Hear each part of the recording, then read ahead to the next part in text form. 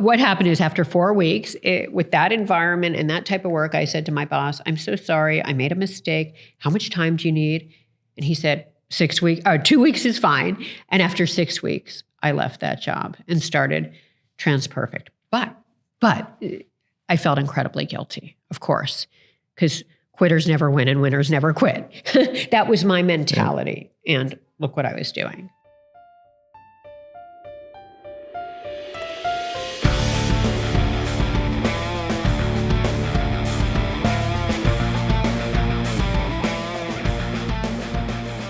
Welcome to the Matthews Mentality Podcast. Today, I am joined by Liz Elting. Liz is a billion-dollar founder, Forbes Richest self-made woman, and best-selling author with a truly unique leadership story. Liz co-founded and served as co-CEO of TransPerfect, the world's largest translation services provider, for 25 years. She built the startup from the ground up in her college dorm without the crutch of outside funding or investors. She served as co-CEO until 2018 and has since served as founder and CEO of the Elizabeth Elting Foundation, focusing on advocacy for women in the workplace. Liz has been recognized as a Now Women of Power and Influence, American Express and Entrepreneur Magazine's Woman of the Year, and one of Forbes' richest self-made women every year since the list's inception. She is the author of Dream Big and Win, a book that translates passion into purpose, and a guest lecturer at Columbia and NYU. You got a lot going on. Liz, welcome to the podcast. Thank you so much for joining me. Oh, thank you so much for having me here today. So you had this big moment in 2018, if I may, a liquidity event. Just walk me through what happens, and forgive me for being so direct. It said, richest self-made woman. What happens when you get hundreds of millions of dollars? I think so many of us, we imagine those moments, whether it's something we're pursuing or not, like, when those zeros hit your bank account or when that moment happens, like, what goes through your head? Relief. Yeah. And it was relief in my case. I mean, my case was a little dramatic too, because mine was not a simple sale. Not that any sale is simple, but mine had a lot of drama along the way to even sell. Yeah, so it was enormous relief. Yeah, we're going to cover some of that period of time, or what you're allowed to speak about. Yes. But so this moment happens. You're probably already doing very okay, but this financial windfall. You wake up the next morning. Is it like a now what moment? It really is a now what moment, and that's why it's so interesting now to talk to people and say things like, what would you do if you could do whatever you wanted, right? If you won the lottery, if you realized, okay, you're set financially, what would you do? And to ask them and for them to think about it. And I didn't think that much about it until I got there. So it is a what now moment. Absolutely. How much time did it take you? Was it a day, a week, a month, a year, where you kind of sit around like, again, now what? Like, what am I going to do next? So fortunately, what happened, and I talk about this, I think it was in the final chapter of my book, about literally the next day, I had an interview with a magazine about my story and where I was then. And it was a whole different place where I had been the previous 25 plus years. So that was sort of a kind of wow moment, an aha moment, like, wow, I am in a new phase. But as far as how I felt, there were a few weeks where I felt like, oh my goodness, what is my purpose? Yes. My whole identity had been tied up in being CEO of the company and my employees and my clients. And of course, my team was my second family. So what was my identity? And it felt really strange and a little odd and not ideal initially. And that's eventually what led, if I may, to the foundation. Yes. But what does a typical day look like in your life today? I can tell you how it is now, and it's changed over the last 5.5 years, because when I first sold, I actually considered using the proceeds to buy another company and grow it, or start another company and scale it. Went through that for a few weeks, not too long, maybe as long as a month or so. And then I realized, no, that wasn't for me. And so then I realized there are so many people who need help out there. And I saw this from my time as a woman, and the sexism I experienced. And then I saw it with our employees and then people from marginalized populations, people from diverse groups, and people who just hadn't been given a chance. So in response to your question, for the last 5 or so years, I've focused on my foundation, and I'm on a number of boards, nonprofit boards and committees and national councils. So I do that. I do a lot of events where I speak about entrepreneurship, and I've been doing that and just learning a lot about that. I didn't answer the day question exactly, but I'll tell you now what my day involves, because I think that's what you started with. So in the last couple of years, I've focused on writing my book. So basically in 2022, I wrote the book, and that was a lot of my focus, along with my philanthropy and my speaking about entrepreneurship. And then in 2023, I focused on selling that book. And, when you write a book, and I didn't know it, it was all new for me because I had been an entrepreneur, I had been a philanthropist, but I had never written a book. And when you write a book, all of a sudden, after you go through the year or so of writing it, you become your CMO, your CSO. You're in sales. You are the chief man. Yeah. Yes, you are in sales all over again, like when you launched your company. Mm-hmm. And that's what I was doing pretty much all of 2023. Marketing, sales of my book, setting up events, setting up podcasts, and then going out and speaking. And now I'm doing a lot of the same thing. Lots of podcasts, lots of events, still very involved in the philanthropy. And that's what my days involve. And it's wonderful. So you're staying busy and going hard, if I may, at a lot of things, as opposed to a lot of your career. It was just an all-consuming total absorption, total focus in TransPerfect and very much one thing. So it's different. Absolutely. And that is the big difference. And because you are an incredibly successful entrepreneur. But as you know, when you start a company, you've got to be all in. And I think that is so critical to being successful. I say focus on it, like your life depends on it. And then your dreams will come true. Then it will be like magic. Although, of course, it's not like magic because you're giving it everything you have. You got, yeah. And you go to sleep at night thinking, okay, how can I sell more? How can I grow my company? You wake up in the morning, how can I grow more? How can I develop business? And that's how it is for years when you are an entrepreneur, and it's all about the company, and you don't have time for the philanthropy. You don't have time to write a book. I mean, I know some people do it, but I couldn't do it. I have to be all in. So speaking of all in, let me go back in time. Yes. And let's talk about you as a kid, right? As a child. Where'd you grow up? So I was born in Westchester, New York. And I lived in Chappaqua until I was 8. Then when I was 8 and 9, had the opportunity to move to Portugal. I know, yeah. You have a very interesting childhood. I want to explore it a little bit. Oh, thank you. That was amazing. And then when I was 10, we moved to Toronto. Why did your family choose to do that? Sure. So my father was actually very entrepreneurial and very interested in all that was international. So he had been in marketing first and then moved to advertising. And he, when I was 8, got the opportunity to open Kentucky Fried Chicken in Portugal. He got the franchise, the right to open KFC. So we thought, okay, I've never run a restaurant company before. I've never opened a restaurant, but I understand marketing, I understand advertising, and I love the idea of being an entrepreneur. So we ended up moving there when I was 8, back in 1974. And right after we moved there, the Portuguese Communist Revolution broke out.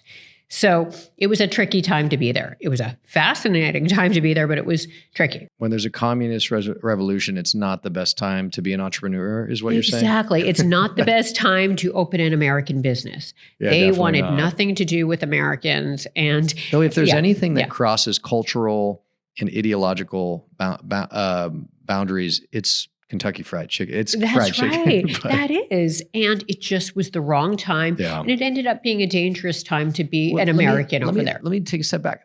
How was that when you're 7, 8 years old? Do your parents sit you down and say, hey, great news, we're going to uproot you from this nice little bubble life you live and we're going to a foreign country? Like how did that happen? We had traveled, the way families travel. And I remember when I was 4, my family actually rented a house with a couple other families in Jamaica.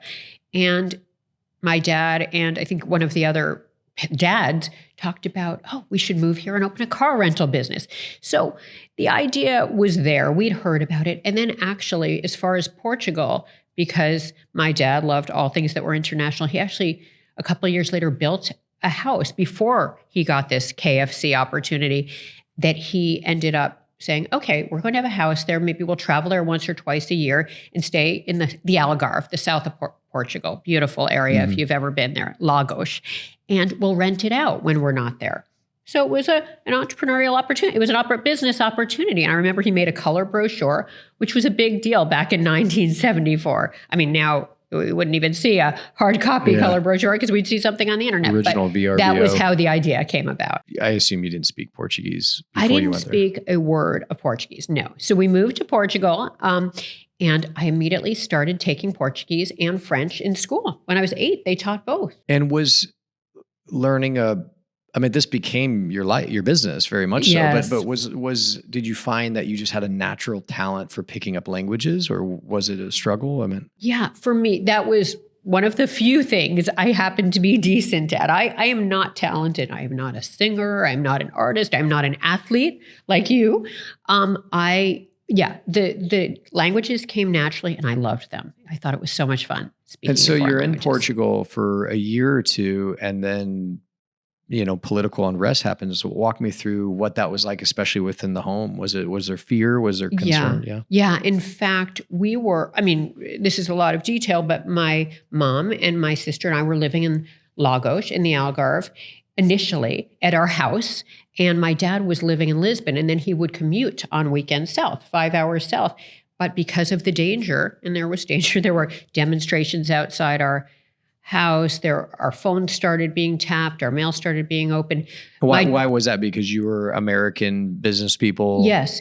And they looked at you as some sort of a threat. Yeah. Threat, yeah. Yeah. And they thought thought he worked for the CIA because they would say, oh, what how do we know he did? No, I'm just because I remember when he went, KFC is a great front business for CIA. Yes, it would be. I remember when he went to training in Louisville, Kentucky for 7 weeks, I think it was. Anyway, the point is he was really a marketing advertising guy the whole rest of his career. But the answer is they thought he did, and it wasn't good being American. So what happened is halfway through the school year, we moved, my mom and my sister and I moved up to Lisbon, and we rented a house there because we needed to all be together just for safety purposes. For safety. So how long were you in Portugal total? Was it 2 years? We were only there for the school year because my parents waited till the school year ended, and then we came back. And so you came back to Westchester? Yes, we came back to Westchester for one more year, but my dad wanted another opportunity. Yeah, he just had a natural entrepreneur's bent. Like he was looking to do something interesting. It sounds he did. And he was looking at places other than Canada, but I think, for safety reasons, we did Toronto. We didn't go crazy. Yeah, and we so did what Toronto. did he do? Was it the same business? So he had actually been at Gray Advertising before we moved. Okay. Then he took this year off and worked to open KFC. And then he went back to Gray, New York. And then Gray, New York, Gray Advertising moved him to Gray, Toronto. They relocated him. And how long were you in Toronto for? So until I went off to college, which was when I was 17. So in terms of total time, it sounds like you almost spent as much time in Canada as maybe the US. I did. So I really feel like I grew up in Toronto because it was those formative years. Formative years with a little stop in Portugal in between.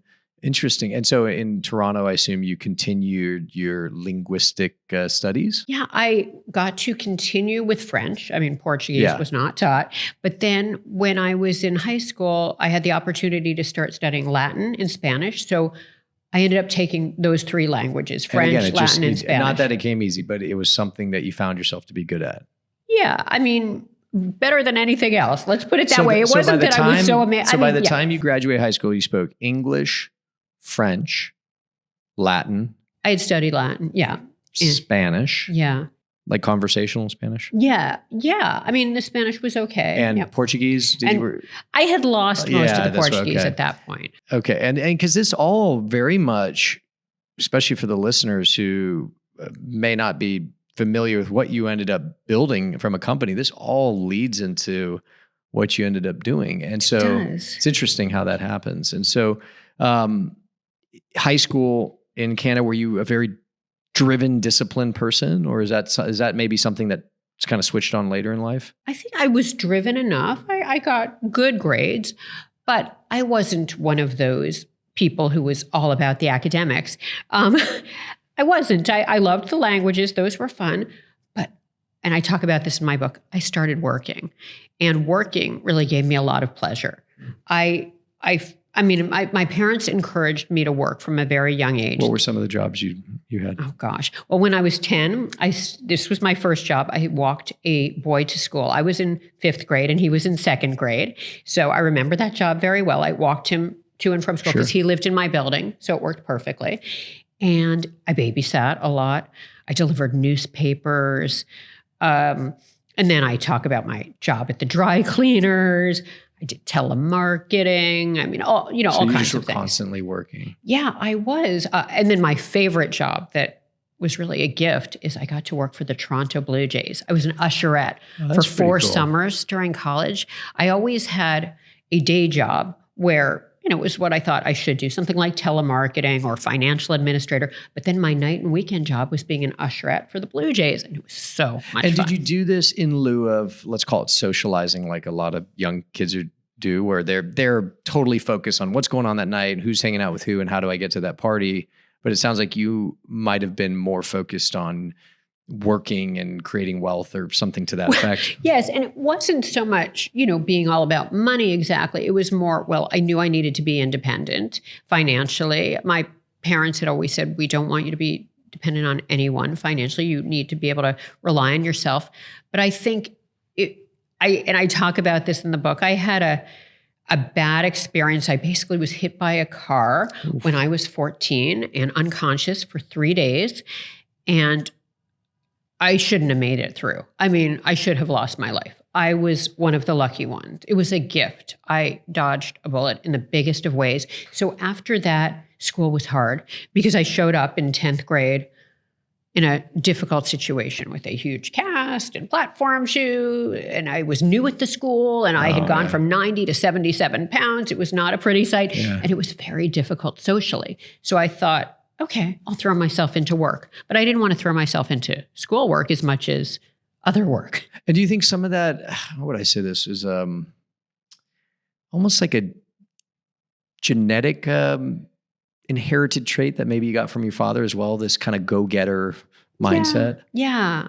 And I found work was a place I could have control of my life and figure out what I liked and what I didn't like. Because one of the things we look to do on this podcast is it's the Matthews mentality and dive into the mentalities and or mindsets of successful driven people. And one of the things is not just exploring what is that mindset or what is that mentality, but when did it first show up or how has it changed over the years? So it sounds like obviously we're going to cover how driven you were in your professional career and the success that led to, but it sounds like it really showed up perhaps maybe after this car accident. Yeah, I think so. And I give my parents so much credit because they said, we want you to be a worker. And they set it up that way so I would be. And thank goodness they did, right? Because it gave me, it encouraged me to have jobs. I kind of had to. They stopped paying for my clothes and my entertainment when I was 16, which was fine and no allowance at that point. They thought you're old enough to get a paying job. So you need to do that. But I give them so much credit because sometimes parents need to push their kids. And they did. You have 2 kids? I only have 2. Yes, I have 2. So let me push pause on your story, kind of going through your life real quick. Seems like maybe parents, and I have 4, and so my oldest is 13, so I'll give myself a pass here. We're not to the age yet, but maybe parents should push their kids a little more to work nowadays. Absolutely. It seems like that's not as much a thing anymore. It's not a thing, and I struggle with it myself for my own kids because I only have 2. They're 23 and 20. And I did encourage it, but it's harder now because a lot more is expected at school. A lot more expected at school. Yeah, as far as grades, extracurriculars. Sports is wild.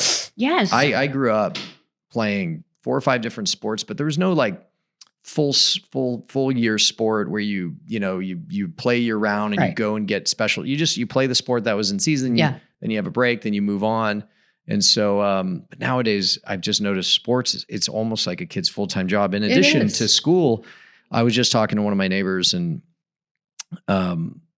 his son, who's a senior in high school, just got deferred to a university he wanted to go to. And he had a 4.9. I don't even know how you get above 4, frankly.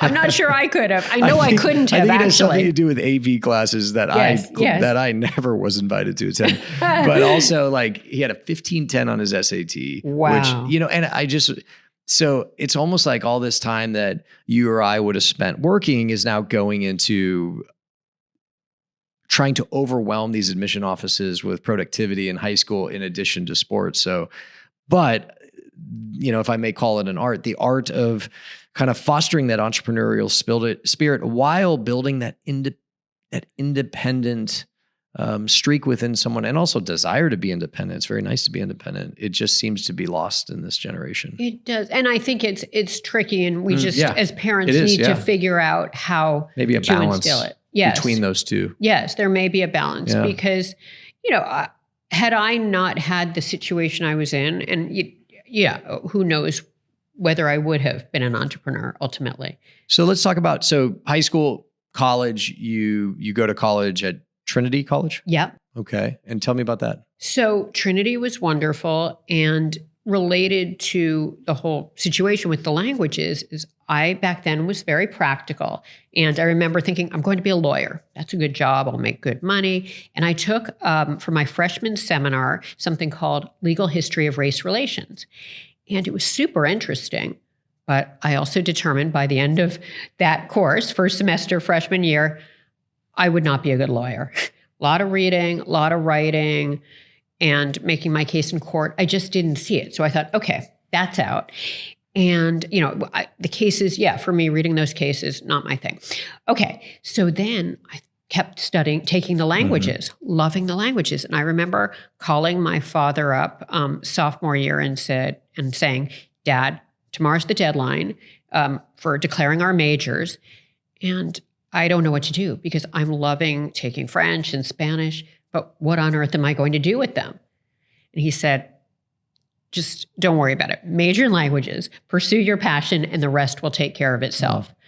And thank goodness he said that, right? What great advice, because a lot of parents push their kids to do what's practical. And I think it's wonderful to pursue them. I think it's wonderful to push your kids to pursue their passion. I think we've said it on the podcast like before, is that saying you've heard is like, find something you love, you never work a day in your life type of deal. And so did you love languages? Oh yeah. Okay.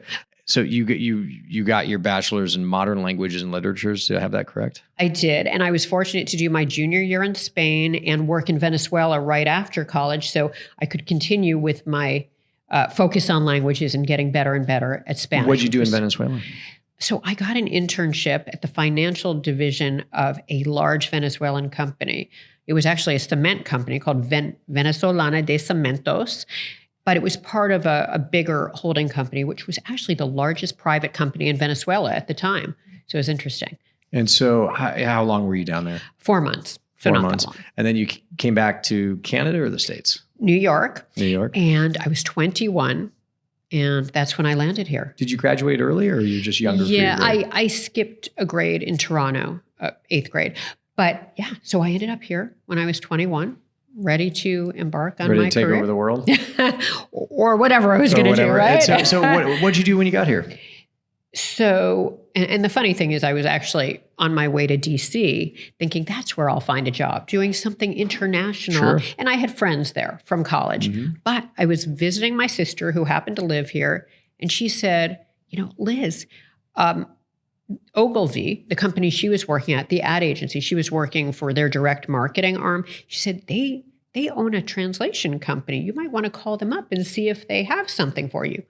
Thank goodness she mentioned that to me. You got a good sister. Yeah, great sister, because that was back in the day when there was no internet. There was no way to know what companies were out there. You have to get the paper and look in the classifieds, right? That was exactly. I mean, this was 1987. Yeah, it was very inefficient. Yes. I mean, so the bottom line is I ended up getting a job there, and I was able to work first in production there and then in sales.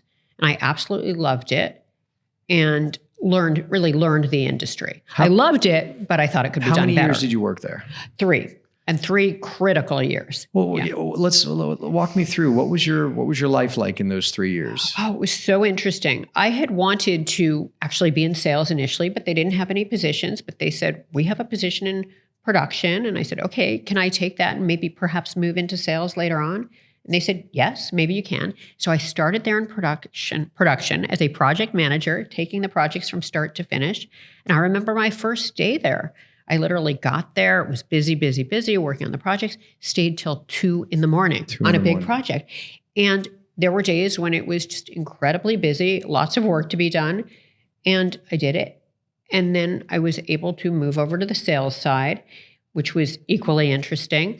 And during my time there, loved it, loved the people, loved the industry, but thought it could be done better. And by being in both production and sales, I really saw you got to learn both sides of it. What was your work-life balance like those first 3 years? Yeah, that's a great question. I know they didn't talk about that at the time, but I tried. That's right, they didn't. No.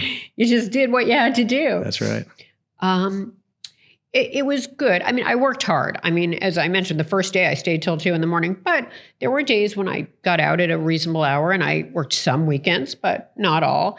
And it was good. And it was good overall. It was a lot easier than when I started my company a few years later, but it was good. And then I got to be friends with the people in the company because I really knew pretty much no one in New York at age 21. I think I had one friend here.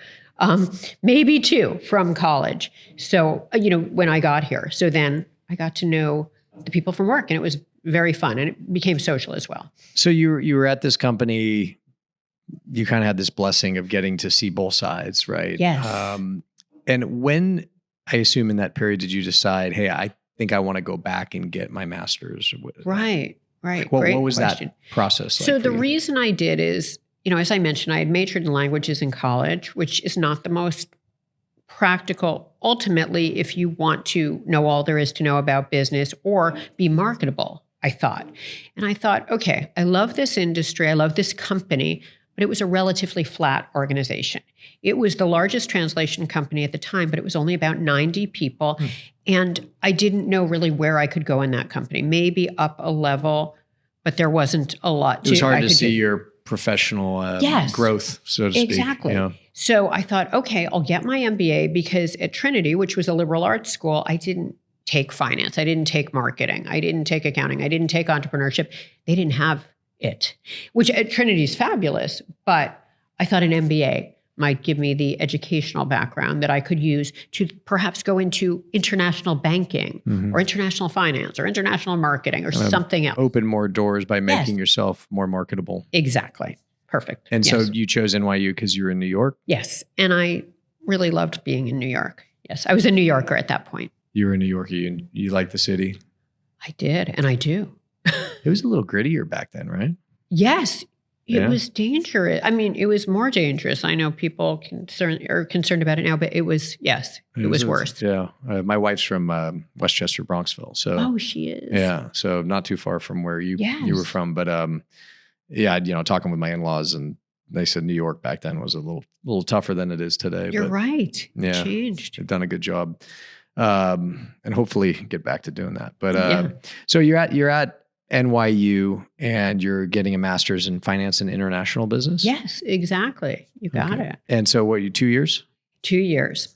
And while getting your master's, did you have any internships? Did you do anything outside school? I did. Much like I had originally thought I should study law and be a lawyer, when I was in business school, I thought I should learn finance and do something in finance because I thought, well, there's more opportunity for advancement. I think it makes sense. It's practical. And maybe I'm a business person is what I thought. So the answer to your question is I had an internship at Moody's Investor Services. Yeah. Yeah. The rating agency. And well, everybody knows Moody's. Yes, exactly. Yeah. So I did that during business school. And by the time I was finished, I thought, okay, I'm finished. I've had enough of this. But yes. So this period of time, correct me if I'm wrong, there's not a lot of women getting masters in finance and business. Is that a safe to say? You're absolutely right about that. Boy, you really know your stuff. Well, you're right. Yeah. No, because at the time it was about 60% men in my class at Stern, 40% women. So majority men. That's higher than I would have thought. Yes, but related to what you're saying is virtually all the women went into marketing. Okay. Or all right, yes. I gotcha. So to your point, there were very few getting that MBA in finance. Absolutely. And you had kind of touched on it earlier, and maybe it hadn't happened as much or at all yet, but talk to me about some of those moments early on, whether it was your first job or getting your master's in finance, where you felt being a woman made it a greater challenge. What's so interesting is in business school, I didn't feel that way. And I remember there was something called Stern Women in Business, this big, club that we could have joined at NYU Stern. And I didn't join it because I thought, well, why do I need that? It's about results. And I have my friends that are women and my friends that are men, and I don't need that. So I didn't join. Your experience thus far had been what we would call a meritocracy, where nobody cared. Yes, nobody cared. And there were a lot of women in my class, and I thought it was unnecessary. So it was more later. It was later. And I definitely saw it in my first job out of business school. And tell me about that. Yeah. And, I talk about this a bit in my book, but basically I thought, okay, I will try this finance thing for the reasons I said. Yeah. And I got a job in the proprietary trading division of a French bank. Finance, trading. I mean, if there's a male-dominated field outside of real estate, I mean, that's it. You're right. Absolutely. But I think the reason I took it is, first of all, it was hard to get a job back then. This was sort of at the end of a recession, but it was still a recession in 1992. So it was difficult to get a job. And this is where I got the job. And it was the proprietary trading division of a French bank. So I thought, okay, I've got the French thing as a part of this. Maybe I'll get to do some international travel, all of that. So I showed up, and on the first day, I saw that I was the only woman in my role. And there were men in my role, but I was the only woman. And whenever the phone rang, the guys would all yell, "Liz, phone."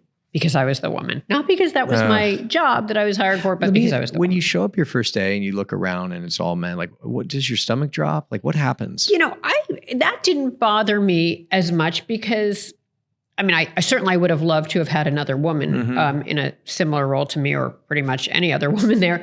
But I thought, I can deal with this. I had never had an issue with it before, but I mentioned the thing about they expected me to answer the phone. Also expected me to order the supplies, get coffee. And that wasn't your role. It wasn't what I was hired for. It was the same as theirs. Yes. Yeah. Yeah. So that was an issue. What was the process, or what were the channels available, if any at all, for someone in your role to, I don't want to say complain, but like call attention to there wasn't. There wasn't. And because we were the proprietary trading division, it was actually a relatively small group. There wasn't even an HR person that I knew of. I'm sure there was at the large French bank, but not as part of our group. So the person I had to go to was the boss, my boss, who happened to be the boss of the whole proprietary trading division. And I went to him, and that's when he said, well, what I did is I worked very hard. I came in at 7. I worked till midnight. I finished my work early. And I said, what else can I do? And that's when he said, well, you can go around to the guys and see what supplies they would like you to order. So there wasn't anywhere to go. But the truth is, on all this, that was a part of it. But the other part of it was I learned very quickly that I didn't want my job, but I also didn't want my boss's job. I saw what he did all day. I observed and I thought, it's a lot of number crunching. It's a lot of paper pushing. It's very dry. This is so different from the translation industry. Yeah. And I love that. That's what I say there's a difference between a job and a career. Career is something you really look forward to building. A job is just something you have to do. And so it was more of a job for you. It felt like a job. And I understood, yes, the culture was not for me, but then also I quickly realized that doing that kind of work was not for me. So this was during or right after school? This was right after business school. But during business school, isn't this where the idea of well, that, or even before business school. Really? Yeah. Okay. Because, so what happened is I worked for 3 years between college and business school, and that's where the idea kind of percolated. But I figured I'd go to business school, get another job, make some money, because how do you start a company with no money? I thought. So I thought. So that was my plan.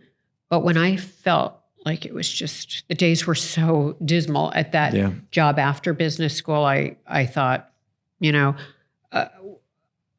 what happened is after 4 weeks with that environment and that type of work, I said to my boss, I'm so sorry, I made a mistake. How much time do you need? And he said, 6 weeks, 2 weeks is fine. And after 6 weeks, I left that job and started TransPerfect. But I felt incredibly guilty, of course, because quitters never win and winners never quit. That was my mentality. And look what I was doing. So all right. So 6 weeks in, it's like, this is not for me. You immediately quit and start TransPerfect. Talk to me about starting TransPerfect, starting a company, going back to meeting your co-founder and the original idea, if you could kind of summarize it for a listener who may not know the translation business, in and out the way you do. Oh, sure. And in a nutshell, what we were doing is translating anything a client needed into a foreign language. And that was anything from document translation to oral interpreting to, later on, website and software localization. But basically anything a client needed in a foreign language, we did. And these were, Fortune 100 companies, Fortune 1000 companies, the largest companies in the world that were doing international business. Like, for example, if IBM needed its annual report translated into 30 languages, we would do it. I mean, that's an example. Back then, would it just be somebody sitting there typing from English to another language?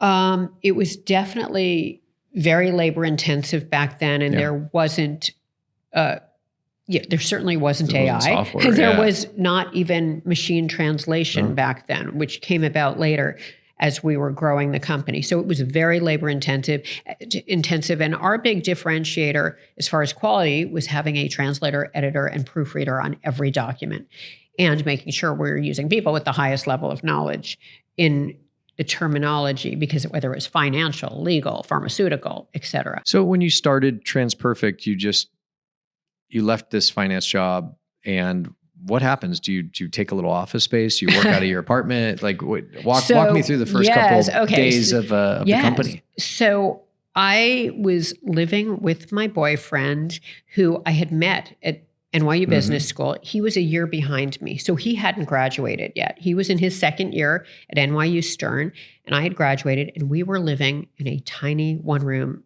studio with a twin bed. I mean, and it was tiny. It was 2 Washington Square Village was where it was. That was the address. And that's where we started the company, because we didn't have any money. I mean, I mentioned that I had my life savings, which at that point was only a few $1,000s, because I had used the money I'd made for different things. And he actually had $90,000 in business school debt. Oof. So we were definitely in the red. They weren't forgiving school debt back then.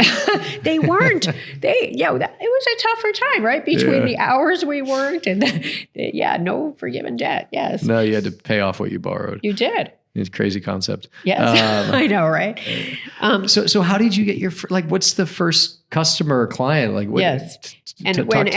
we did it without funding, but I will say the first one, I remember it so well, because we were making thousands of phone calls a day, or not a day, a few hundred a day. I was like, wow, our guys make 100 a day. That's pretty good. No. We got to pick it up, right? No. So sorry, but we were holding ourselves to a high number each day, and these are cold calls. Yeah, cold calls, just to. But the answer is, we at this point, by the time we got that first job, we had called thousands of people, sent out thousands of letters. Now it might be emails or LinkedIn messages or whatever it is. Cost money back then, yes. Postage. Yeah. That's the other thing. You're right. You're right. Startup costs. That's a very good point. People can do these things for free now. But the answer is, the first call came in, and I remember it so well. They said, okay, can you translate this document into Slovak? And it was a legal document. It was a small law firm asking us to translate a small document into Slovak.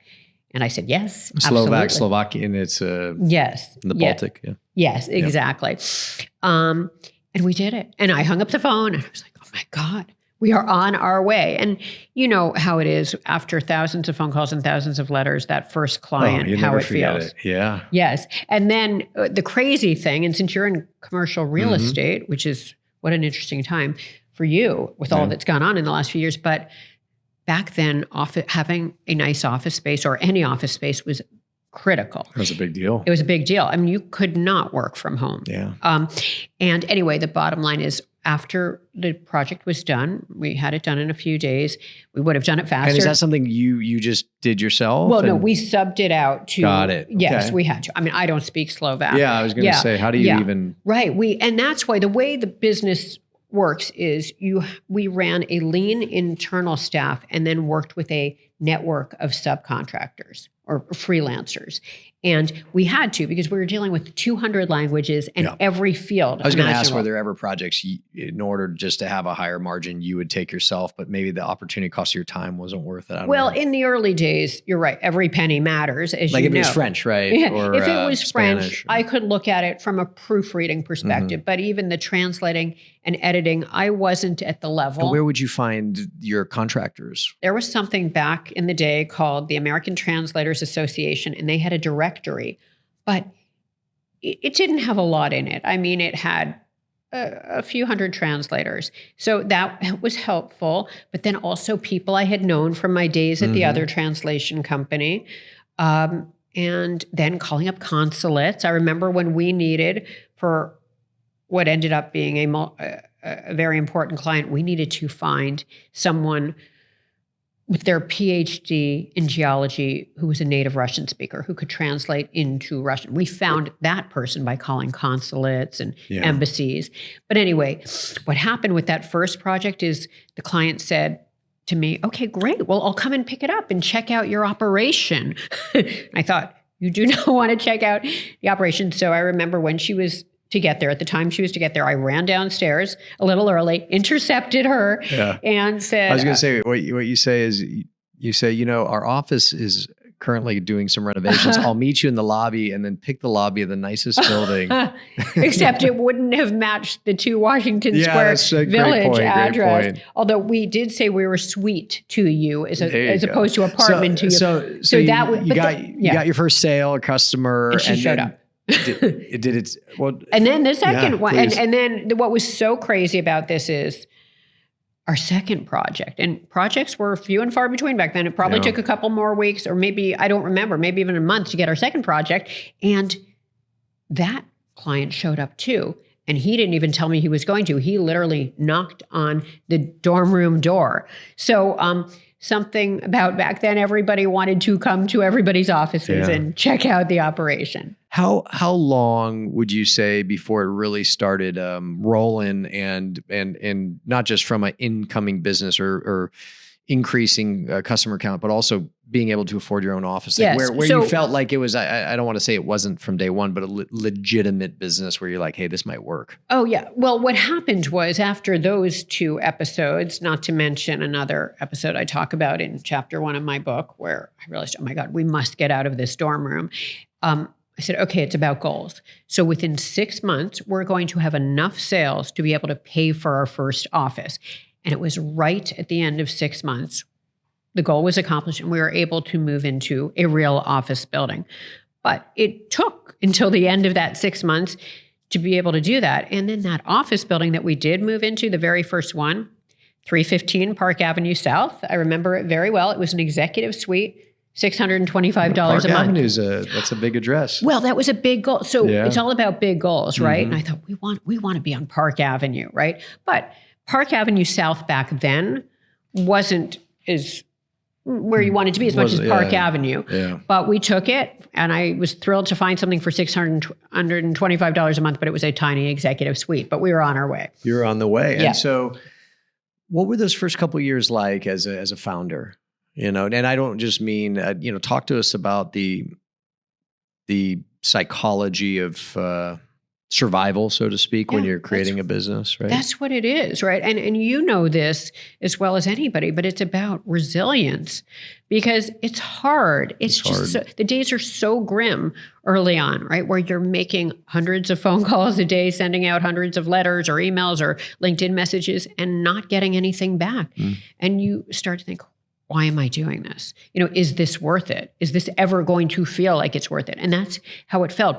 But then you get that first call and you think, okay, there's hope. Yeah. And I think it's important for entrepreneurs to remember, even though it may be only one small project. I mean, and your business is very different, I think, because it's a longer sales cycle, but then the contracts are much bigger. Yeah. I mean, it's a little more. It's a little different. Concentrated. But in ours, it might have been a small project, but that small project, if we spoiled the client with quality and service, that would turn into multiple projects, and the multiple projects would turn into a relationship with that client and then also referrals from the client. Ask about referrals. Right. And that happens in any business, but it's so hard in the beginning because we would get questions like, how big a company are you, when we were in the dorm room? I mean, and back in those days, we couldn't even put up a nice website. So it was hard. But the answer is we stuck with it.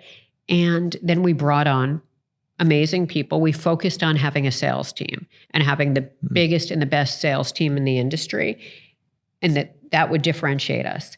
And that would lead us to where we wanted to go. So many businesses nowadays, it's not a shortcut. There's a strategy behind raising capital and venture capital, seed rounds, A, B, C's, and D's.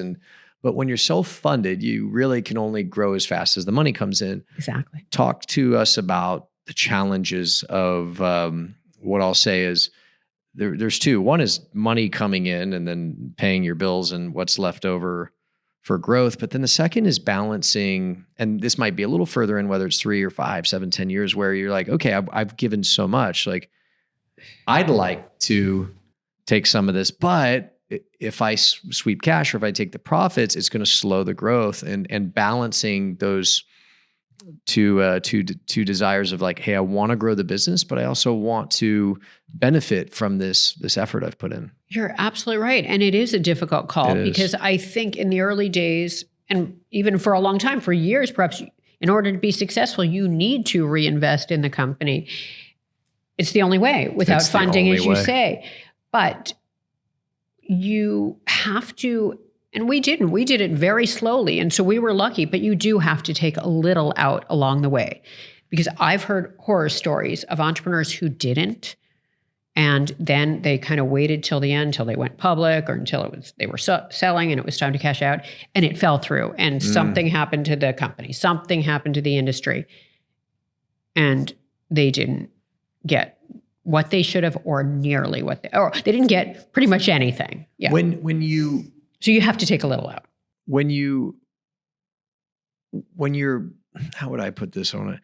When did you know that it wasn't just a legitimate business and you were going to survive, but what was the moment or what was the period of time maybe where you're like, wow, this could be pretty big? I think it was when we got a couple $1 million clients sort of around the same time period in the mid 90s. And I remember one of them was, we were doing a trial 1-page job that we didn't even realize was a test. We just thought, we'll do it and we'll see what happens. We'll spoil them with great quality and service. That turned into $1 million client. So that was around the mid 90s. Also, that was for Cypress Minerals Company. That's what it was called back then. It was for that joint venture in Russia that I was mentioning. We needed the Russian geologist. But also J.C. Penney became our first $1 million client when we were expanding into Latin America. When they were expanding, into Latin America. That was a huge moment. But then probably the biggest moment of those three was the year we went, and I think it was between 1996 and 1997. So about 4.5 years into the business, we got a job from, it was from Debevoise and Plimpton and Sullivan and Cromwell, those law firms. And it was for the biggest corporate banking fine in U.S. history. Dye was getting fined. I mean, it's a longer story, but it took us from $1 million to $6 million in revenue in 1 year. And it wasn't all that job, but that was the biggest part of what took us. And that was the moment 4.5 years in. You said this might work. This might work. If we can go from 1 to 6 million in a year, and we can't have so much concentration with so few clients. And those 3 that I mentioned were probably the majority of that 6 million, JCPenney, Cypress, and then the law firms. But we realized, okay, we can do something here. What was your mindset at this time? Were you just like in just kill mode, like I'm going to take over the world? Yes. I think that's what you have to be, and the way you have to be. In order to really make it happen, you have to be all in, as we said. You have to have big goals, and you have to have goals, of course. Dream big and win. Dream big and win. But I'm such a believer in big goals, and from the dorm room, I thought to myself, if I'm going to do this, I want to build the biggest and the best. And the reason I did is, there were, at the time, thousands of translation companies out there. And I knew of other people who were starting translation companies from my time in the industry. So I thought, well, I don't want to do what everyone else is doing. So I have to do it differently and better. And that's when I started thinking, okay, how are we going to do it differently and better? So that was the goal. That was the plan, to become the world's largest. And the other thing is, of course, you need to have the goals, right? One of the things I say in my book is I want to say this right. Only 3% of people really state their goals, put them in writing.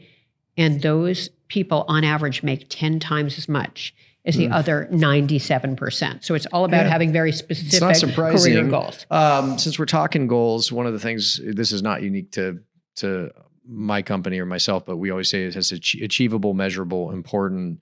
Has to be something you can achieve on the front end. It has to be something that's important on the back end. The biggest one that I think people miss sometimes is that you have to be able to measure it, because how do you know if you hit it or not? It's saying, hey, my goal this year is to be a better dad. Okay. Right. And it's like, well, how would you measure that? Say, well, then I coach each one of my kids' sports, right? I have a special day. You have to take something that's subjective and make it measurable. Absolutely. Would you agree with that? Oh, completely. If you can't measure it, you can't manage it. Yes. I mean, quantitative goals, absolutely, or or those qualitative goals that you just mentioned, absolutely. Another one is this is a little more intimate. Is share those goals with your friends, your family, your employees, assuming it doesn't involve them, or your boss, assuming it doesn't involve him or her.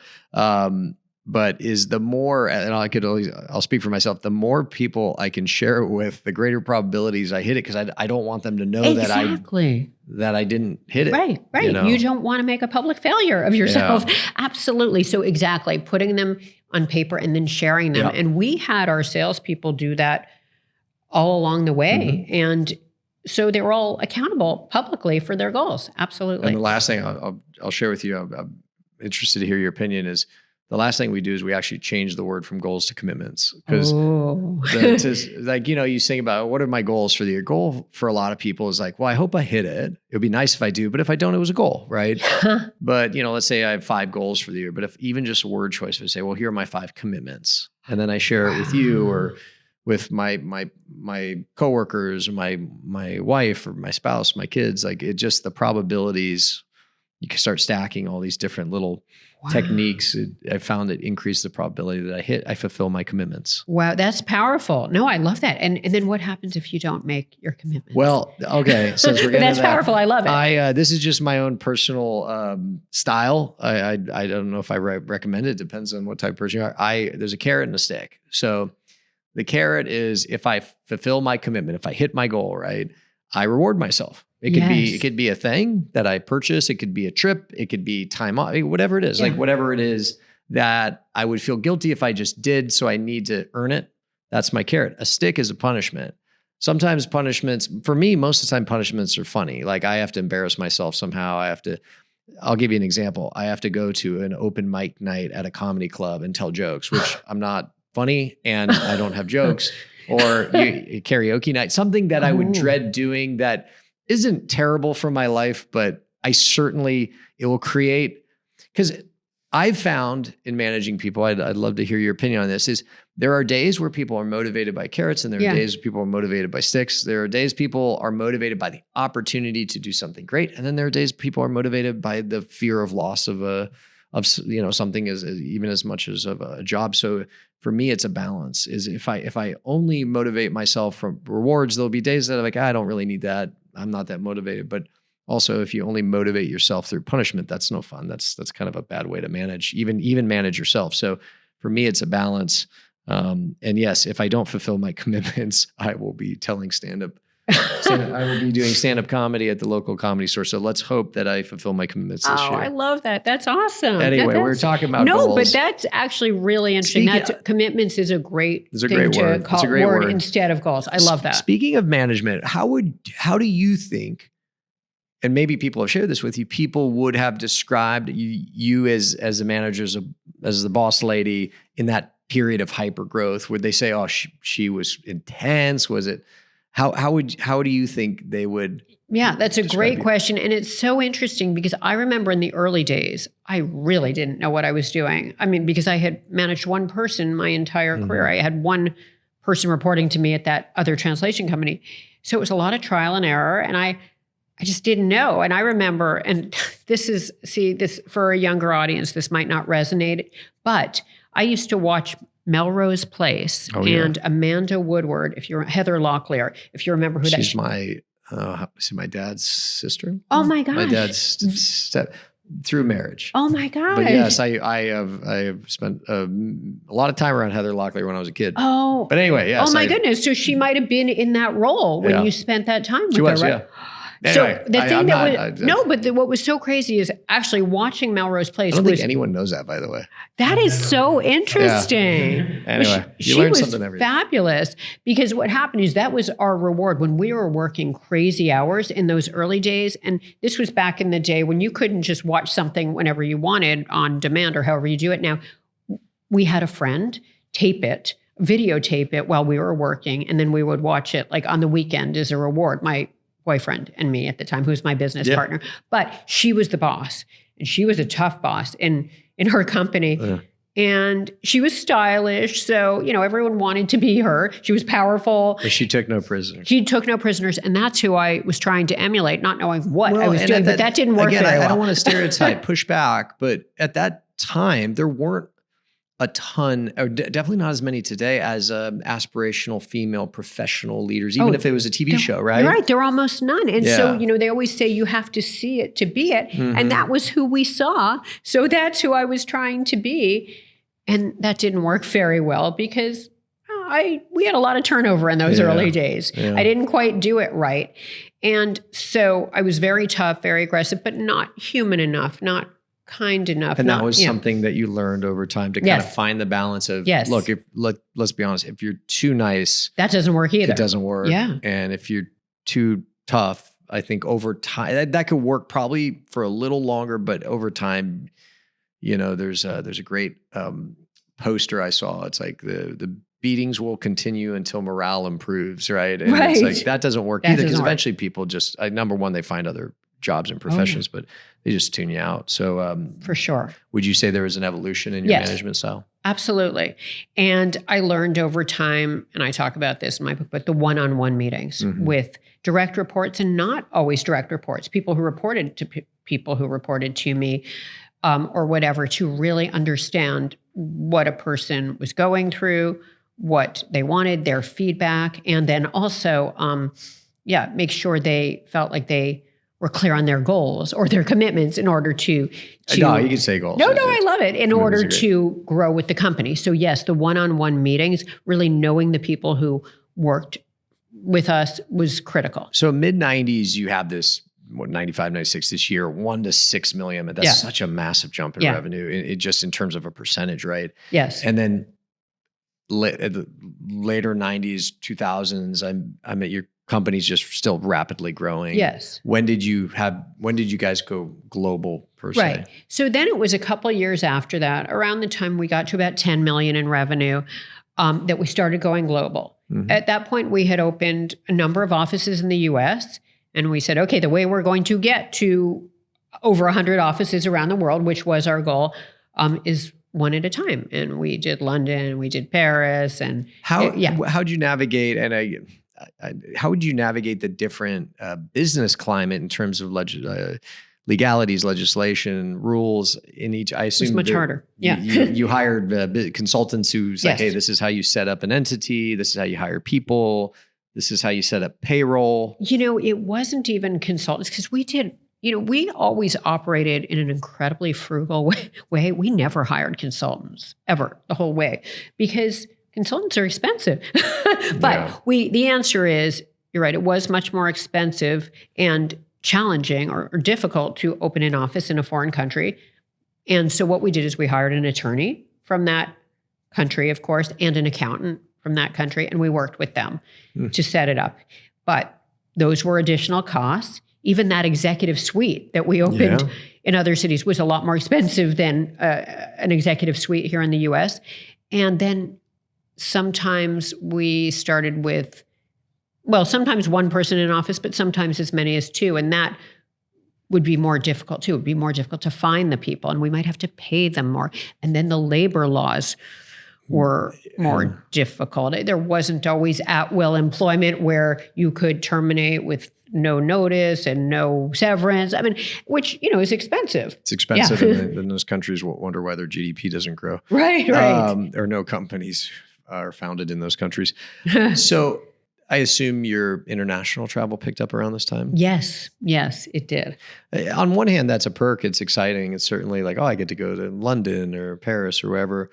But on the other hand, and this is actually, I want to pivot a little bit in the conversation to, if you don't mind, your home life. Like, it's around this time you had your children, correct? It is. And that was a struggle. It was a very different time. Our company didn't give maternity leave, and it was not such a common thing back then. Some companies did, the big companies did, but we didn't. And I wasn't well set up to go on it as far as having the right backup, the right systems in place. Even though at that point we had about 150 full-time employees, it still wasn't quite right. And that's why one of the things I talk about in the book is succession planning. Because even as we became bigger with thousands of employees, I didn't know if we always had a backup to the person in every role, in all of those senior roles or any role. And so that was critical. But the long answer to your question is, I certainly tried to manage my hours better during those days, but it was tricky when my kids were young. Was that the first time, really, since you founded the company, where you found yourself consciously throttling down the hours for work? Yes. Because you were, early on, there's a little human who relies on you to stay alive. Absolutely. And I did figure it out, but that was hard on you? It was hard. It was hard because I hadn't thought it through and made sure we were set up right before I had the kids. Of course, now looking back, I would have, but we just weren't there. There were issues. We hadn't set everything up right. So, and it's tricky when you're an entrepreneur sometimes because for example, the accounting, I was still signing every check. And, that type of thing, it can be a difficult thing to delegate. You're not scalable. Yeah. So the answer is, yes, I learned. And then as the kids got older, I also learned that you have to compartmentalize. You have to be super intense during the day, whatever time you start, 8 or 8:30 or 9, be super intense, and then cut it off at the end of the day, whatever it is, 5:36. Yeah, Superman, the character, he goes into the phone booth and puts on his cape and becomes Superman. And then he goes back in the phone booth, takes off his cape. Yes, he's just Clark Kent. And he's in a suit. Yes. And so I've always looked at my life as when I walk out the front door, I become Dad. Or the other way around. Excuse me. Yeah. When I walk out there, I go into, yes. Kind of killer entrepreneur version of me. And then, I metaphorically take that off right before I come in the door, and I just become silly, fun dad. Yes. I love the way you put that, because that's exactly how it is. And did you find yourself I was doing that too. But I learned it over time. I didn't plan it that way, but of course that's what you have to do. And the other piece of it related to it that I did learn that was super important is you need to, as best you can, stay off email, stay off text, stay off your computer once you get home. It's harder. Yes, it's so hard now, especially now with everybody working remotely. I know, with those phones. The cell phone was it's the worst. But I found first of all, I didn't want to be on it at night and all weekend, but also the employees that, if they saw I was on it all the time, they didn't want to work for me. They didn't want my job. They didn't want a manager's job. They don't want to see it. It's very demotivating if they see me never taking a break. Certainly, I've seen it with my wife and 4 kids that had children. Is very physically hard, right? And then, but man, emotionally, there's something about, I speak as a father, when you're working a lot, you certainly have that guilt, like, oh, I got to get home. But I feel like it hits women almost harder in the sense, like, especially 20, 25 years ago, it wasn't as common that you would have highly driven career women in your role. Talk to me about the psychology and or the kind of the internal battle mentally that maybe you went through, like I did. Where you're home with your children, which probably in some way feels good. You're like, I'm doing what I'm supposed to do as a mother, but you have this pull to say, but I need to push, I need to go conquer, I need to be successful. But then you're working and you're doing that, but then you have this pull home. It was very tricky. And it was tricky because we were not set up in a way that worked well for women. We weren't. I mean, my partner was a man. He wasn't married. He didn't have kids, my business partner. So that didn't help, quite honestly, because he, could work day and night, stretch it out, not have to be super intense and then be off. So that was one issue. And then we had a lot of men in senior leader positions, senior management positions. So, and their wives were at home. They were in traditional marriages. And so that wasn't good. So it was tricky. And of course, therefore, we need more women in these leadership roles so we can set it up together in a way that works for everyone. And I know we're in a whole different place now. I was going to say, would you say it's better now than I think I knew the answer. It's better. I know it's better everywhere now. I mean, I was just talking to someone at UBS this morning. They now have this 20-week parental leave policy, and it's for women, it's for mothers and for fathers and for any parent. So the reason that's so important is then there isn't this disadvantage for women putting them in a leadership role because they're going to take the leave. So are the men. They get it too. So well, as an entrepreneur, there's no maternity or paternity leave unless you choose to take it. And if you choose to take it, your business doesn't move forward that day. And that's one of the challenges. Absolutely. All my kids were born on Thursday. I took Friday off and I was back to work Monday for all of them. Same. I mean, not those days, but yes. And and that's why as an entrepreneur, if you can set it up so you have someone who can take over for you when you go through that. You had used the word succession. And certainly, I mean, that is super important, especially as the company truly becomes big. But I also use the words, scalable is like, because an individual is not scalable. It's like, you need to be able to not have to do something and still have it get done. Absolutely. Absolutely. And, I say that to entrepreneurs that, don't obviously have companies anything like yours, but where they have a great idea, they have a great business, a great infrastructure, even on the back end, but they are the salesperson. Yeah. That's obviously you can't scale a company. It's the entrepreneur's dilemma, as they call it, is, and sometimes this is very much true that the best at everything, but if they are always doing everything, the company doesn't grow. But that's right. All right. But your company did grow. Yes. And you did find a way to create successions and scaling. And now I'm going to fast forward some years here. You're in the mid, the 2010s. Is that what we call that decade? The 2010s? I think so. That sounds good. And you have a partner, and was it just creative differences eventually where there were a lot of differences. Yeah, yes. Yes. Yeah. I mean, originally he was my boyfriend. Mm-hmm. Then he became my fiance. Then we broke up after 5 years. But at that point, the company had taken off. We were about $6 million in revenue. And as we know, that's by far the hardest part, getting from 0 to 1. 0 to 1 or 6. Oh my goodness. Yes. So exactly. So the answer is we ran it together for all those years, but yes. And was it pretty functional throughout that time? Relatively. I mean, we definitely had our disagreements. And we even did something for part of it where we started a second division called translations.com. He ran that. I ran TransPerfect. But then we ended up merging the two back together. Okay. And we had a lot of issues because we did not have a tiebreaker. We did not have a clear decision maker, arbiter. he and I basically needed to agree on things, or certainly the big things. I mean, as far as each had a veto.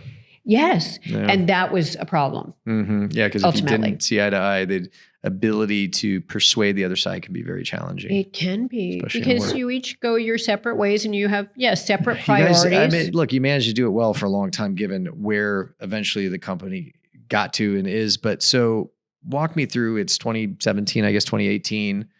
And was it just enough? Like this can't go on. Oh, it like, was 2013. 2013. It was 2013. It was after about 20 years. That's in right. business. Because there Yes. were some years of litigation. 2018 was the event. The year we sold. Yeah. Yes. That was Okay. when, but the answer, 2013, it started getting very difficult. We didn't have a shareholders agreement, which I when I give recommendations to entrepreneurs, of course, you need a good shareholders agreement. A good one, though, because I talk to a lot of entrepreneurs now and they have one, but there are actually some things missing from it. So that's a whole other conversation. You need a good attorney when you start the company, if you have partners, and if you have investors, you tend to have this anyway. But That's the thing with founders. I mean, hey, give us that problem. We'll figure it out. Exactly. We should be so lucky that there's something to Sure. fight over. And we didn't, as I mentioned, we were in the red. We didn't have money to spend on an accountant, on a lawyer. No. So we didn't. But I say you need a good shareholders agreement, and you really need to work it out before there's something to fight over. And before you stop getting along, before you start fighting about even the day-to-day. So, okay. So anyway. So it's 2013 and you're like, again, money's great, but there's probably a quality of life component that comes in where you're like, I don't enjoy this anymore. That's precisely what happened. And there were some wonderful things that had been over 20 years. Yeah. And all of the wonderful things that happen when you're an entrepreneur. And, in the early days, it's the excitement of those magical first clients. It's magical. Even the hard things, after a couple of years, they almost become like, man, remember how hard it was? And you find yourself smiling, telling this story. Like, wait, why am I smiling? Like, it was brutal. It was brutal. I don't know. It seemed like, but you have fun. You romanticize all of it. Yeah. You have your stories to tell. Mm-hmm. And then what happens in that middle point, which is so amazing, is you bring in people. You may bring them in right out of college, and you can tell they're smart, they're motivated. Them grow. Pardon me? You see them grow in their careers. Yeah, they're overachievers. It's very fulfilling. Yes, and they come in entry level, and they may be managing 50 or 100 people in a few years, and that's incredibly rewarding. And you learn from them too. Sometimes you're in a position like, hey, you come here, because early on, what are you really selling, right? You're selling a dream, and so you walk them through this dream life that they could live. But deep, you're like, I don't know if that's actually. And then fast forward 10, 15 years, they're like, oh my gosh, like it actually happened. That's right. There's a satisfaction in that. So much. It becomes as much about their people that you're working with in their careers as anything else. And that's fabulous. But then you get to a point when you're having partnership issues where you feel like you don't have the freedom you want. You got a couple $100 million staring at you in the face. And you think that whole thing. No, you're right. And you think, okay, I only need so much money to be happy and to do everything I've always wanted to do. So now, how do I want to spend my time? Because it's not about more money, right? And you get to that point. Yeah, because it's you touched on it. There's a certain amount of money, and I call it financial independence. Where, I mean, unless you almost have to work hard to screw that up. Like, you'll never need to work again, should you so choose. Right. And so you were at this point, and it was time, especially from a quality of life, from enjoying and the litigation. And so maybe cliff note that period of time and what happened, why it happened, and then what it led to. Well, I mean, in 2013, my partner and I weren't getting along, and I was not enjoying every day anymore. I wasn't. And that contributed to it, of course. But, and I only say this because maybe it's helpful to people if they're starting businesses, if they have partners. Because we didn't have a shareholders agreement and I couldn't get one at that point, I did need to bring in attorneys to basically, I needed to litigate to resolve deadlock. I needed to litigate to bring in what I asked for. What I asked for was a custodian to be put in place to resolve deadlock in the short term and oversee the sale of the company in the longer term, where I could buy him out, he could buy me out, or a third party could buy us both out. So I went through that process. We litigated, lots of drama, lots of heartache. And then I got what I asked for in that litigation, and we got the custodian to resolve deadlock in the short term and oversee the sale of the company in the longer term. Got that ruling in 2015, and then in 2018, I sold the company. But I mentioned that you need that shareholders agreement, because had we had one that So it would have saved some attorney's fees, that's for sure. would have saved $50 million in attorney's fees. And I think that's really important. And also the challenges and heartache of litigating publicly and litigating when you have thousands of employees and thousands of clients that are being affected by what's going on. Yeah. So you need that shareholders agreement, because if we'd had a proper shareholders agreement, we probably could have avoided the litigation. Yeah, attorneys always win, right? Yeah, although I'm obviously, ultimately, I was quite a winner because I'm so lucky. Oh, I mean, a of winner course, yeah. because, we talked about the things that you need to do in the mindset, but also, of course, there's an element of luck involved. I met the right people. My timing was fortunate. Sure. And all of that. So, yes, life is good. We touched on this at the very beginning of this conversation, is this event. And what happens? Is it just you get a wire one day and you check that's actually you exactly log into your Wells Fargo and it just, wow, okay. Yes, I remember my lawyer. I remember him. He said, "The money is in. Check the accounts. The money should be in." And it was in. Yes. Or check the account. And so, earlier you said certainly financial relief, right? Oh, yes. And freedom. Yeah, freedom. Freedom. And, freedom, you can have it if you're an entrepreneur and you're calling all the shots. And that's why I mentioned the importance of a shareholders agreement. I also mention, if you're going to be an entrepreneur and you have partners, it's nice if you can be the decision maker, because it can be tricky if you're not when you did it to control your own life. I mean, but the answer is yes, financial independence and freedom. It's very rewarding. And so with that freedom, you chose to start the Elizabeth Elting Foundation. Talk to us about that foundation and where you focus your energies there. Yeah, so it was liberating, but I also knew how lucky I was and am, because as I mentioned, I was right place, right time, hired great people. And a lot of people don't have the good fortune that I did. I had parents that encouraged working and education, and they paid for my education. And a lot of people don't have that. And they're born in the wrong zip code, to the wrong family, with the wrong background. So what the foundation does, what we do is we support scholarships. We invest in, or we donate and invest in scholarships, entrepreneurships, public health, hunger, gun safety. But it's really, above all, to make the world a more, a better place for all, equality for all, because we're the lucky ones. Do you focus a lot, and I think I know the answer to this, on women in the workplace? Yes. Given that was such a big component Yeah, I of your didn't life. mention that. And the reason I just mentioned all those other things we're doing is the mission of the foundation is actually to help support and empower women and people from marginalized and diverse communities. And that is our core mission. And that's so much of what we do. But what I found that's happened as I've gone through this process with the foundation is I keep meeting other people, and seeing other needs out there, other gaps that need to be filled. So then we get into others. But the answer is it is primarily to support women and people from marginalized populations. And we do it largely through education and entrepreneurship.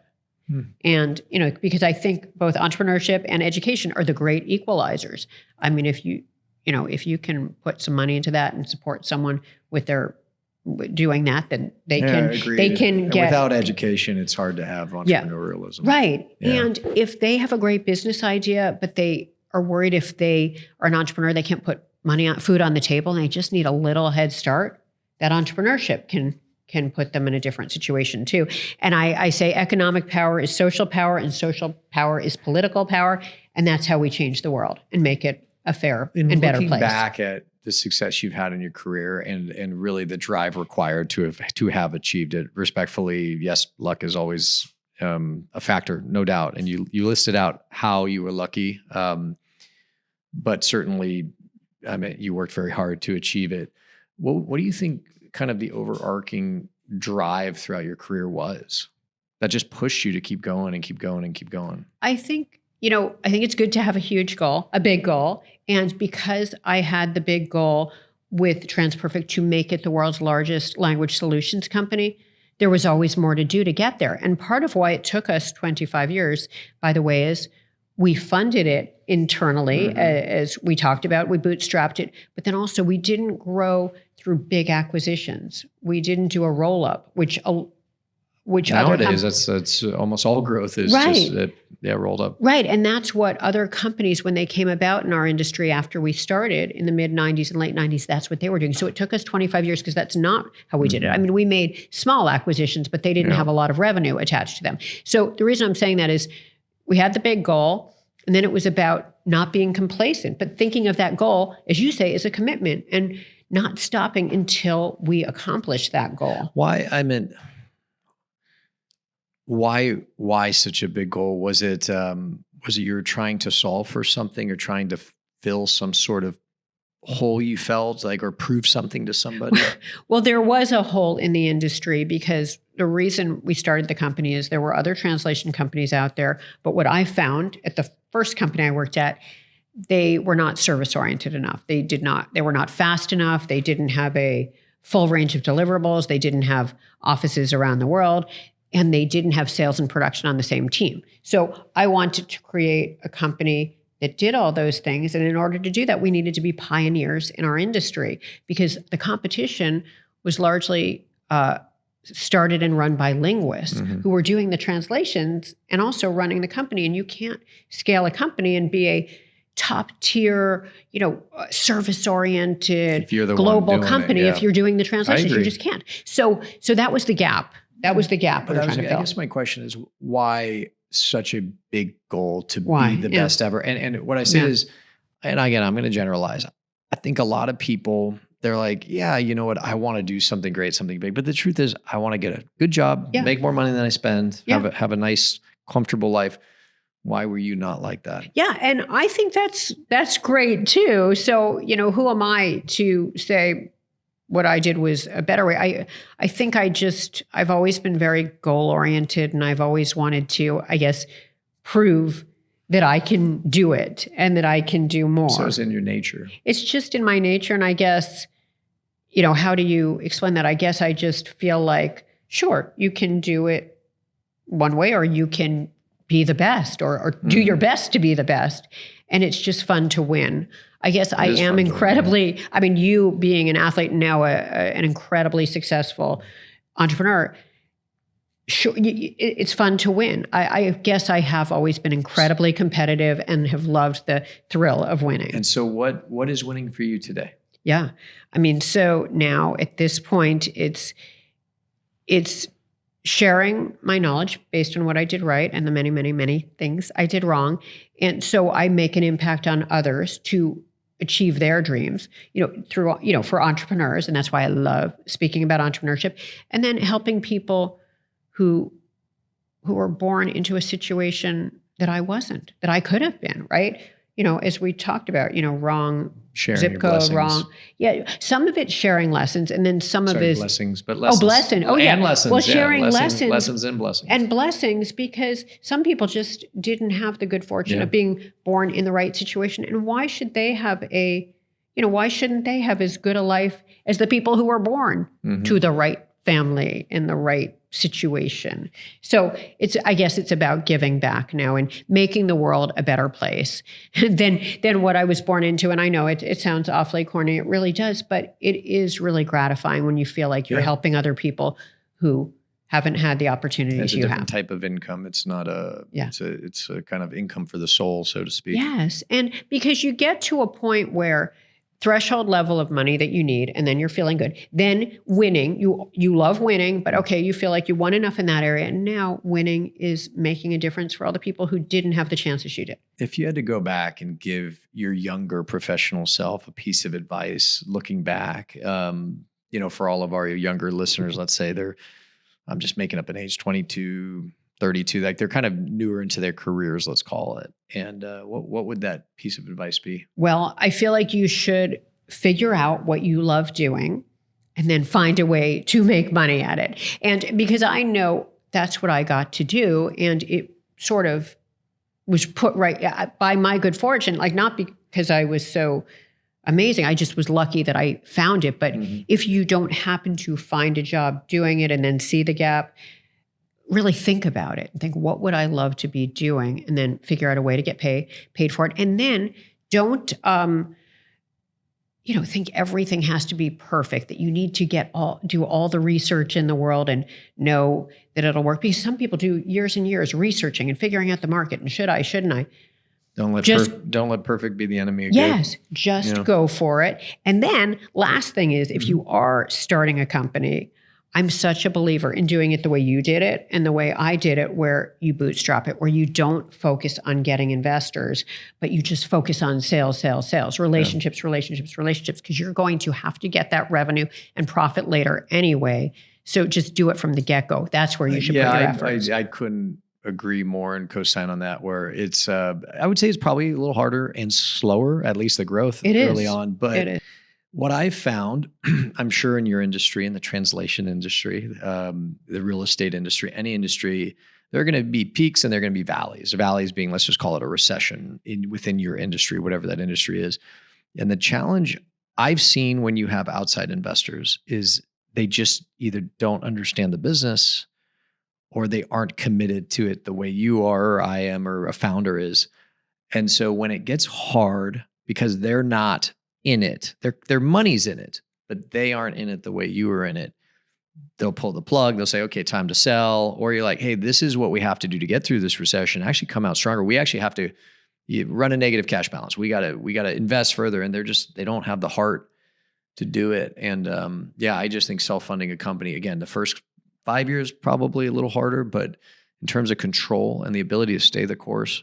Yeah, control, and you can focus on long-term goals rather than short-term goals. And finally, you have the revenue. You're not spending money on things you don't have. And I talk about that a lot in my book. You develop a culture of thriftiness. You have to, but it works better for the company's success. We can always tell in commercial real estate, we can always tell the venture capital funded companies versus the self-funded based on the office improvements. Like you walk into an office with $150 square foot TI built out, like just the most amazing office. They got other people's money. Yes. You walk into an office that's functional, but all it does is provide the basic ability for the company to execute its business. That's self-funded. It's very different. Absolutely. Yeah. And that was how we operated the whole time. And I think that's so critical. And I talk about that because you don't spend money you don't have. And then the last thing I'll say is take the risk. People call it a risk, but it's a risk not to, right? Because you could end up never knowing if you could have a lot more made your dreams come true. Later in their life have said, man, I regret not starting that business, than people who say, man, I regret starting that business, right? I love that. Absolutely. Because worst comes to worst, it doesn't work out. You've learned a ton. You learn so much. You've met so many amazing people, and there's a good chance it will work out. And if it doesn't, then okay, on to the next business. Yeah. Yeah. And then the last thing I like to say is work today like no one else will, so you can live and give tomorrow like no one else can. And that means like be intense, be all in, put other things aside, make it your focus, make it your addiction. I mean, obviously you have your family too, so you've got to be incredibly efficient, but make it what your life is about during that period of time, and don't be all over the place. Yeah, I have a less eloquent saying. It's in order to live this life, you have to live that life. And this life is a life of, the big homes and the private jets and all the fun things that people think they aspire to have. But in order to live this life, you got to live that life. And that life is the life you lived in your 20s and 30s and 40s, where you're working 80, 100 hours a week some weeks. You're traveling nonstop, trying to win clients and execute business. You are sacrificing time with your children while trying to be the best mother, for me, a father you can be, but still pushing the business forward as a founder. I mean, ultimately it does come back to you. So in order to live this life, I don't know how else you can do it than have to live that life. And so exactly. It's the same principle. And, I love that. I've never heard it said that way. I love that. I never heard it said that way. I like your way. Your way is a little more eloquent. But and I think this is not unique to this generation of young people. I think every generation of young people has mismanaged expectations at times. But I think a lot of younger professionals who are getting it, or even entrepreneurs, they think they can kind of have it both ways. And just my experience, and it sounds like your experience, is like maybe over a long enough period of time, certainly, but in the context of building a company and scaling and being an entrepreneur and ultimately achieving the success you did, there are sacrifices that you have to make, and there has to be delayed gratification. Absolutely. Absolutely. But you got your gratification. That's awesome. And your foundation. I always ask the question at the end, like a very practical question for our audience. Is there a specific, in addition to your book, is there a specific resource, book, anything that maybe you think is an absolute must-have for anyone looking to really build a business, grow in their career, achieve success? Another book? No, because I do. And the only reason I say my book is because the reason I wrote the book, it's the book I wished I had had when I was in my 20s, when I was reading every business book I could get my hands on. And even throughout, it would have been handy. But so Dream Big and Win by Liz Elting. That's number one. And I mean, what other books? I mean, there are a lot of good books out there. I don't know if there's something maybe when you were younger that you discovered or fell into where you're like, that made a big difference for me at the time. In the day, there were a couple books, but these were more from a long time ago. But the concepts were, okay, one was Swim with the Sharks by Harvey Mackay, which was all about sales and really knowing your customer and making your customer your best friend and letting them know you would jump in front of a bus for them and knowing their interests, their friends, their families, like really getting close to them, because then they become raving fans. And that's very important. Yeah, because the concepts of scales hasn't changed at all. It's that building concept. Meaningful relationships with your clients. Yes. And initially starting that relationship out by demonstrating how you can help them achieve their goals, whatever those are. And their goals, certainly with whatever service you provide. But then if you all kind of are interchangeable in what you're providing, which a lot of businesses are, letting them know you care about other things that are important to you. And like I say this, for example, when people are managing my money and they're all delivering about the same numbers, if they are, then do they understand what's important to me at this point in my life? And are they proactive? Are they proactively finding out, and then are they helping me with it? I mean, that's an example, but sorry. So the whole sales piece of it, really knowing your clients and acting like you work inside their company. I mean, that's the concept. So that's one book that I loved. Another was called Double Your Profits. And that was very important in the early days. Yes. And now, because it was written a long time ago, a lot of the concepts don't work because that was back pre-tech. But the concept was very much like we were talking about, putting the profits back into sales and marketing costs. Don't worry about the fancy desk, the fancy chairs, the fancy conference room. Reinvesting in your business. Reinvesting, but being careful with every penny, because that penny or that dollar can mean exponential growth in profit and valuation ultimately. So being really careful with money in the early days is so critical. And then you create a culture of thrift, which is incredibly important in scaling and making any company successful.